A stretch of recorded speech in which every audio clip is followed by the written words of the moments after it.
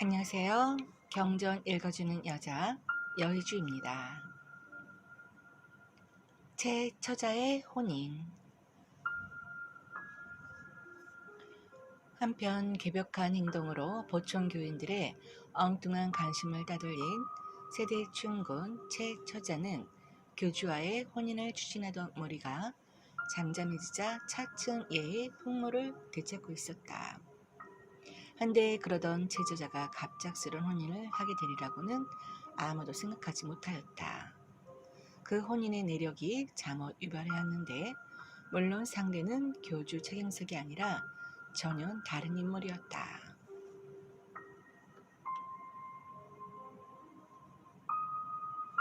하감 이중성은 합천 이씨로서 경상도 기장군, 지금의 양산군, 기장면 동부리 사람이었다. 본시 그의 아비 이치삼은 기장 이부잣집의 서자였다. 때문에 이중성은 이씨 집안에 별 볼 일 없는 서손으로 태어났다. 하나 그는 어려서부터 총명하였고 인물이 비범하였다. 그 때문에 그의 백부 이후일이 스스로 나서서 문중의 규범을 바꿔놓았다. 즉 이제부터 문중에 절대로 적서에 구별을 두지 않는다는 것이었다. 그리고 그를 무릎 위에 앉혀놓고 친히 그를 가리켰다. 백부 이후일은 당시 경상도 지역에서 상당히 알려진 학자였다. 또한 대대로 부를 누려온 재리가이기도 하였다. 그러한 이가 스스로 서조카 중성의 교육을 맡게 된 데는 그럴 만한 이유가 있었다. 즉 집안이 재산은 충분하였으나 몇 대에 걸쳐 대가급제가 하나도 나오지 않았기 때문이다. 하여 중성은 그의 유일한 희망인 동시에 합천 이씨 일문의 희망이 된 것이다. 그는 이제까지 자신의 자식들은 다 남에게 맡겨 가르쳐왔다. 그러나 일남첩기하는 신동 중성만큼은 남에게 맡겨 가르칠 수가 없었다.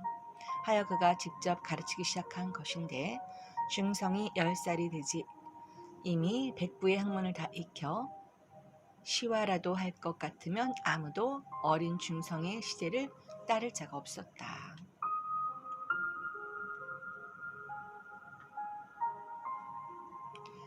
중성이 어머니 박씨 부인은 집안의 그러한 열의에 감격하여 항상 중성에게 가문을 위해 나라를 위해 큰일을 하고 훌륭한 사람이 되어야 한다고 가르쳤다. 그러나 이때는 이미 나라가 일본에 합병되어 버리고 배운 바를 나라를 위해 쓸 수 있는 대가급제의 길도 무산되어 버렸다. 그러자 중성은 무슨 생각이 있었는지 일본어 자습서를 구해 혼자서 일본어를 익히기 시작했다. 그러게 몇 달 동안 일본어를 익힌 뒤 중성은 가장 보통 학교를 찾아갔다. 그가 일본인 교장 선생을 만나 입학을 청하자 교장 선생은 그의 일본어 실력에 크게 감탄하며 말하였다.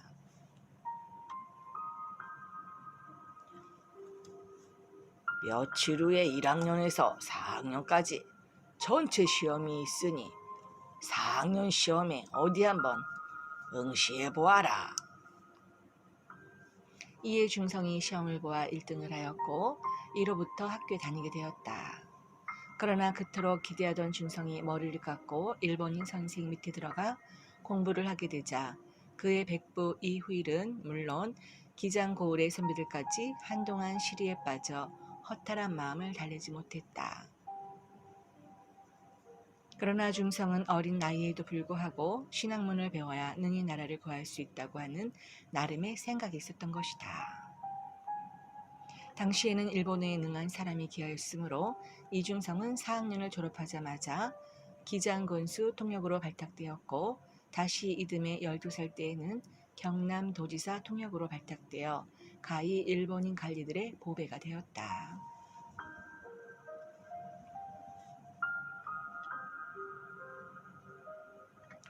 이쯤부터 중성은 독립을 꾀하는 단체인 국민회와 은밀히 손을 잡고 간청의 기밀을 유출하여 그들의 일을 돕기 시작하였다.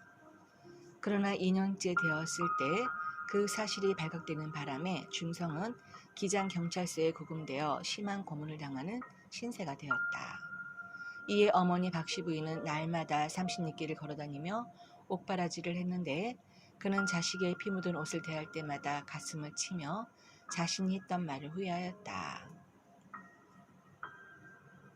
자신이 늘 어린 자식에게 문중을 위해 나라를 위해 큰일을 하라고 말하지만 않았던들 자식의 신세가 정녕 이렇게 되지 않았으리라 생각하였던 것이다. 후일의 중성은 부산경찰서로 이송이 되었는데 다행히도 도청 시절부터 안면이 있던 자가 그곳 경찰서장으로 와 있었다. 중성의 지주를 아끼고 호감을 갖고 있던 그 일본인 관리는 그의 나이가 너무나 어리다는 고시를 내세워 바로 그를 석방하였다. 하나 이러한 충격으로 인해 박씨 부인은 자식이 석방된 지 석 달 만에 세상을 떠나고 말았다. 그때 식구들이 박씨 부인의 옷을 갈아입히기 위해 벗겨놓고 보니 얼마나 가슴을 치고 절통해했던지 가슴이 온통 새까맣게 멍이 들어 있었다.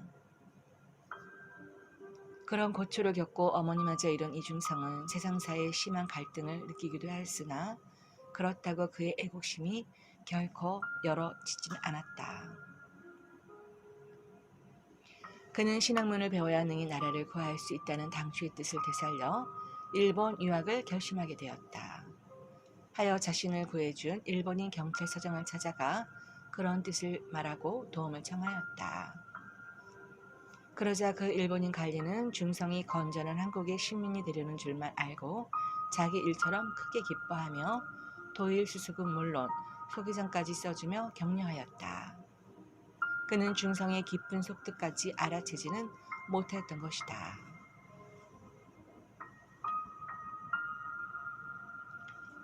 중성은 일본에서 공부하여 와스대 대학을 졸업하고 임시정부와 연결을 갖고 독립운동에 정열을 쏟았다.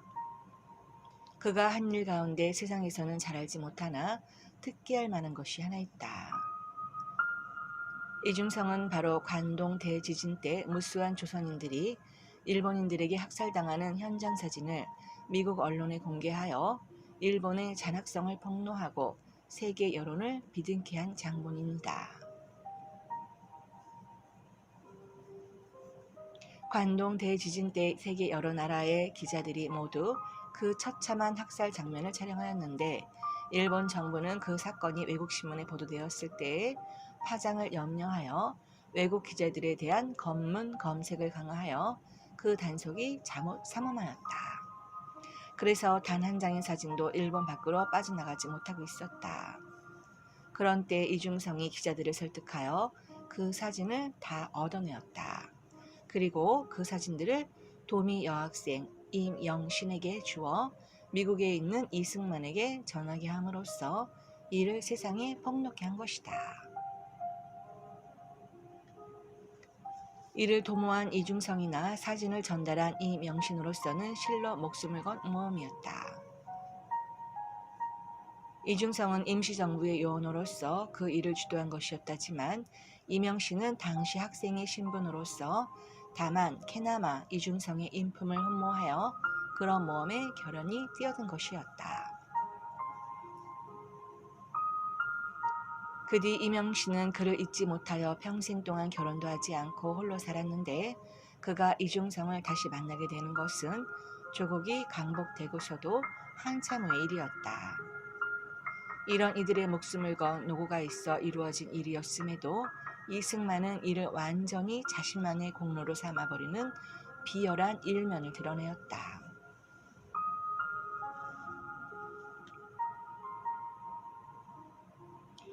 이중성은 그 후로 은밀히 제1번 조선인 노동단체를 결성해 나갔다.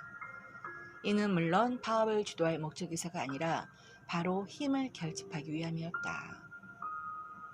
그는 친일 거두인 박춘검을 설복하여 이 일을 돕게 하고 요소요소의 일본인 노동자들을 두목으로 앞세웠다. 그러면서 자신의 신분은 일체 노출되지 않도록 치밀하게 이를 추진하여 일본 경찰의 눈을 가렸다.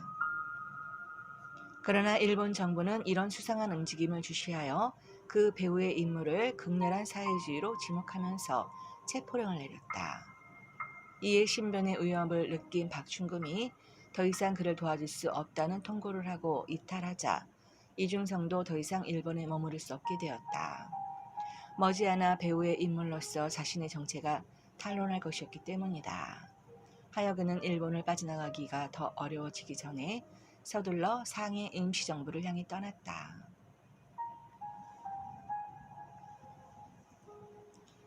상해 임시정부에서 그는 특별한 명령을 받고 조국으로 돌아오게 되었다. 그에게 내려진 명령은 머리를 다시 길러 상투를 하고 보청교인이 되어 정읍으로 가라는 것이었다. 이는 보청교조 차경석을 설득하여 임시정부를 지원하게 만들고자 함이었다. 당시는 미국의 월슨 대통령이 민족 자결주의를 제창하고 있던 때였다. 인하여 600만 교도를 거느린 보청교주를 움직일 수만 있다면 조선이 민족 자결로 나아가는 것은 결코 어려운 일이 아니었다. 그러나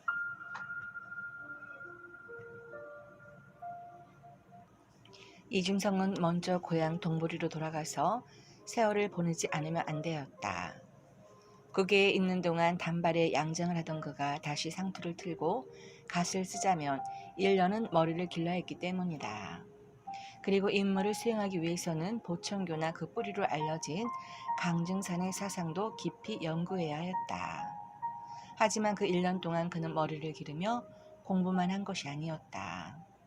그동안에 그는 이웃에 사는 김약수, 김두봉 등을 비롯하여 동부리 청년들을 교화하여 거의 다 독립운동가로 만들어 놓았다. 뒷날 우리는 강복이 되었을 때 건국준비위원 중 14명이 바로 이 동부리에서 나오는 영예를 안게 된 것은 바로 이로 인한 것이라 할 것이다. 이중성은 그의 나이 31살 무진년 서기 1928년 동짓달에 완연한 옛 선비 차림을 하고 보청교가 있는 전라도 정읍 이밤산 아래 대응이로 오게 되었다.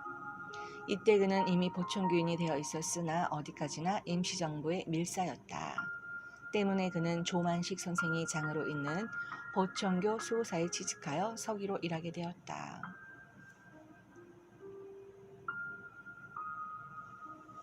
보청교에서는 그의 학식과 인품을 높이사 비록 서기로 근무하는 처지였지만 상당한 이유를 해주었다. 뿐만 아니라 교주 차경석은 수호사장 조만식으로부터 그의 행적을 대강 듣고 K 독대를 허락해 주었다. 하여 그는 동지 그 이튿날 교주와 단독으로 면담을 하게 되었다. 두 사람의 대화가 3시간이 넘도록 계속되었으나 결말이 나지 않았다. 이중성이 주장한 것은 민족 자결이었고 교주가 주장한 것은 대동단결이었다. 대동단결이란 곧 평화적으로 일본을 설득하여 독립을 이루자는 것을 말한다. 또한 이중성은 증산의 사상을 말하였으나 교주는 이에 성리설로 응대하였다. 하여 두 사람은 긴 시간을 대화하였으나 서로의 견해차를 좁힐 수 없었다. 결말 없는 면담이었지만 교주는 이중성이 간 뒤 측근에게 이렇게 말하였다. 네, 오늘 비로소 순임금을 보았다.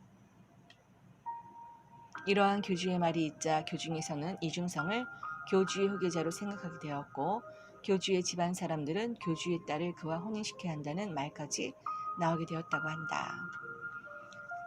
이는 곧 옛날에 요 임금이 제일의 사이인 수 임금에게 물려주었다는 고사의 빅이어 그 말을 해석했기 때문이었다. 하기야 이중성이 위원인데다 인물이 교주와 비등할 만큼 출중하였으므로 그렇게 생각한 것도 무리는 아니었다. 어쨌든 이중성은 교주와 단 한 번의 면담으로 인해 이천자라는 벼루를 얻게 되었다. 이 또한 세간에서 교주를 차천자라 일컬은데 비기어 붙인 이름이었다.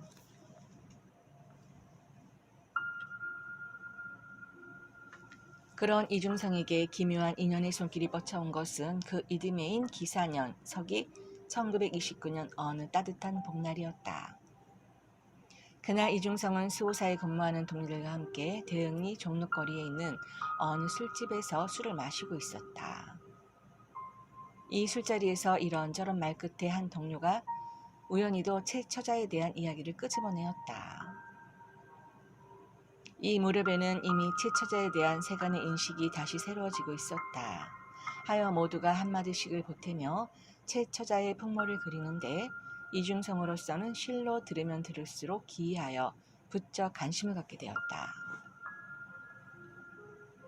그러나 거기에서 끝났다면 그러고 말았을 일인데 한 가지 우연이 그를 기다리고 있었다.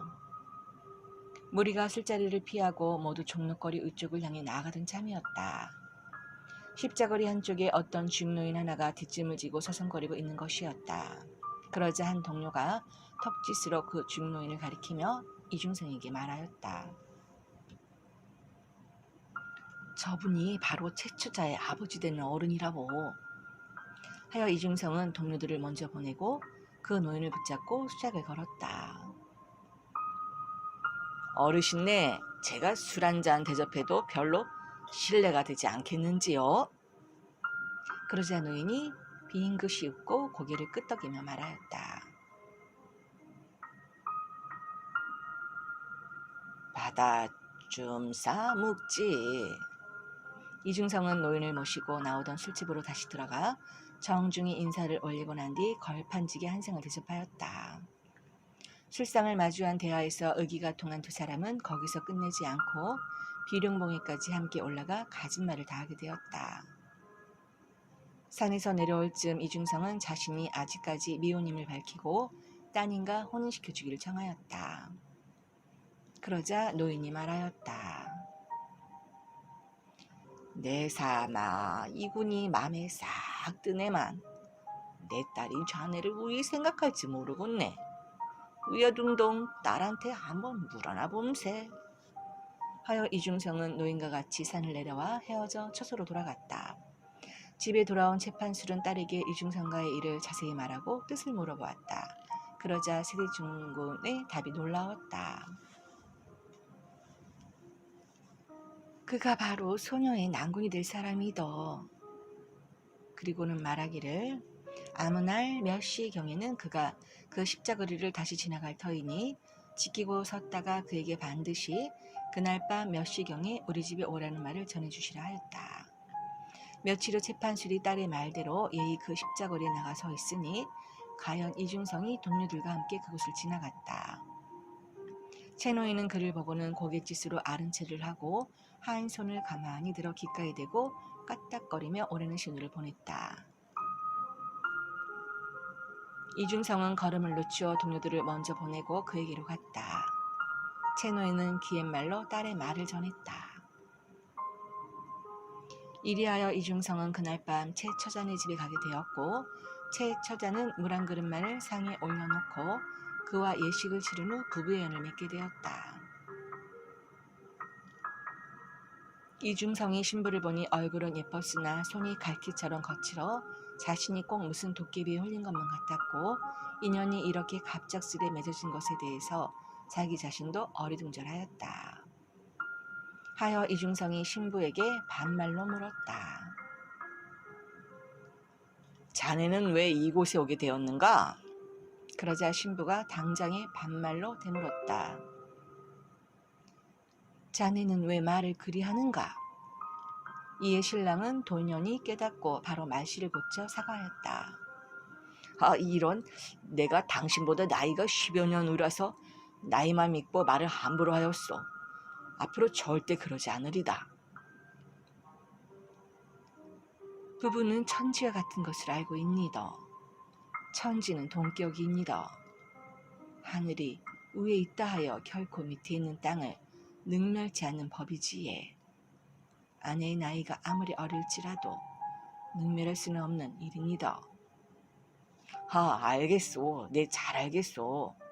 신랑은 이렇게 거듭말하며 머리를 끄덕거렸다. 이날 밤 신부는 잠자리에 들기 전에 신랑에게 말하였다. 제가 초야에 당신께 대단히 미안한 말을 먼저 드리겠니다. 무슨 말이요?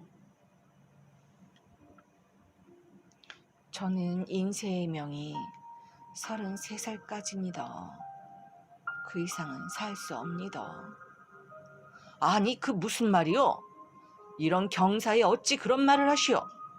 네, 못 들은 것으로 하리다. 신랑은 그렇게 받아넘기고 불을 끄고 잠자리에 들었다.